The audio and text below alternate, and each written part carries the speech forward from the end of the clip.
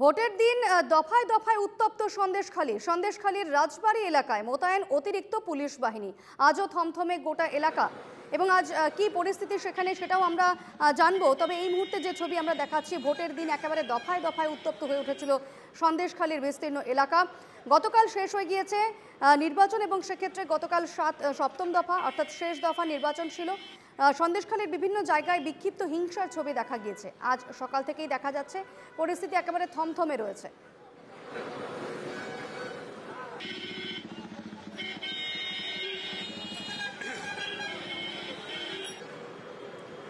এই মুহূর্তে আমাদের সঙ্গে সরাসরি রয়েছেন প্রতিনিধি সৌরজ্যোতি বন্দ্যোপাধ্যায়। সৌরজ্যোতি, গতকাল দফায় দফায় আমরা বিক্ষিপ্ত অশান্তির ছবি দেখেছি সন্দেশখালীতে, আজ সকাল থেকে পরিস্থিতিটা ঠিক কিরকম, কি দেখাচ্ছ?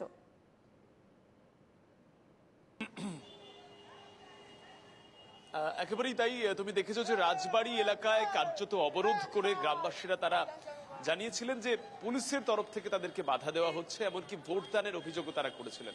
এবং গভীর রাত পর্যন্ত কিন্তু বিভিন্ন জায়গায় বিভিন্ন পকেটে দেখা যায় অগ্নিগর্ভ পরিস্থিতি এবং একজন পুলিশ কর্মী তিনি রক্তাক্ত হয়েছেন সেই খবর প্রকাশ্যে এসেছে। সন্দেশখালী থানার একজন সাব ইন্সপেক্টর তিনি এই মুহূর্তে তার মাথা ফেটে গিয়েছে, এই মুহূর্তে তিনি ক্যানিং হাসপাতালে ভর্তি রয়েছেন। এবং তোমাকে জানিয়ে রাখি যে 5 জন ইতিমধ্যেই যারা আটক হয়েছিলেন রাজবাড়ী এলাকা থেকে তাদেরকে গ্রেপ্তার করা হয়েছে এবং আজকে তাদের কোর্টে প্রডিউস করা হবে। কিন্তু সকাল থেকে কোনো রকম অপ্রীতিকর পরিস্থিতি যাতে তৈরি না হয় সেই কারণে কিন্তু প্রশাসনের তরফ থেকে নজরদারি চলছে শেষ দফা নির্বাচনের পরের দিন। এই মুহূর্তে সরবেরিয়া থানা এলাকায় রয়েছি।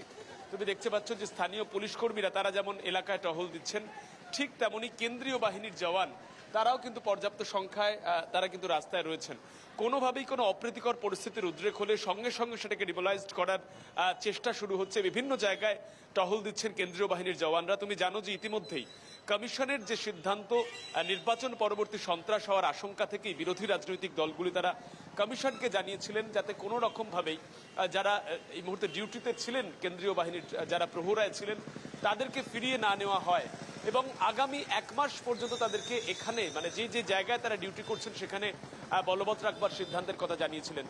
গতকাল সরবেরিয়া, রাজবাড়ী সহ সন্দেশখালী ব্লকের বিভিন্ন এলাকা কার্যত অগ্নিগর্ভ পরিস্থিতি তৈরি হয়েছিল এবং তারপর দিন সকাল থেকে কিন্তু রাস্তায় রাস্তায় নাকা চলছে। বিভিন্ন জায়গায় পরিস্থিতির উপরে বিশেষ পর্যবেক্ষণ করা হচ্ছে এবং যে জায়গাগুলিতে 144 ধারা অর্থাৎ 144 সিআরপিসি বলবৎ করা হয়েছে সেই জায়গাতেও যাতে কোনোভাবে ভিড় না জমাতে পারেন সাধারণ মানুষ, সেই বিষয়টি কিন্তু প্রশাসনের তরফ থেকে নিশ্চিত করার চেষ্টা চলছে। বেশ, ধন্যবাদ আপাতত।